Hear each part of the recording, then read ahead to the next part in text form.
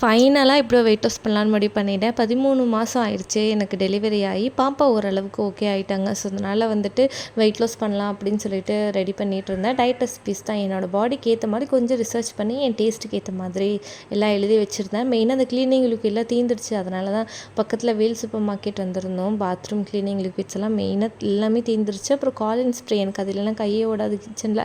அதெல்லாம் வாங்கலான்னு தான் போயிருந்தோம். அவளை தூங்க வச்சுட்டு தான் நல்லா எடுத்து வச்சுட்டு இருந்தேன். இப்போலாம் டைப்பர் யூசேஜ் வந்து ரொம்ப கம்மியாயிடுச்சு. ஓரளவுக்கு ட்ரெயின் ஆகிட்டாங்க. ஸோ அதனால் வந்துட்டு கொஞ்சமாக தான் வாங்குறது டைப்பர்ஸ் எல்லாமே எல்லாம் வாங்கி எடுத்து வச்சுட்ருந்தேன். ராகி மாவு சேமியாலாம் தீர்ந்துடுச்சு. கல்யாணம் ஆனதுக்கப்புறம் தான் நான் இந்த மாதிரி பொட்டே வைக்கிறேன். இந்த மாதிரி ஐலைனர் தான் வச்சுட்ருப்பேன். இப்போ தான் வந்துட்டு இது மாதிரி இதுக்கு பழகிக்கிட்டு இருக்கேன். அப்புறம் பாப்பாவுக்கும் வந்துட்டு 8, 9 பல் முளைச்சிருச்சு. அதனால் வந்துட்டு ப்ரஷிங் ஸ்டார்ட் பண்ணலான்னு சொல்லிட்டு ப்ரஷ் மட்டும் வாங்கிட்டு வந்திருக்கோம்.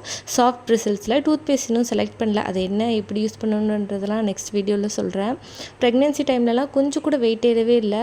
பேபியோட வெயிட் மட்டும்தான். இப்போ தான் ரொம்ப ஏறிடுச்சு.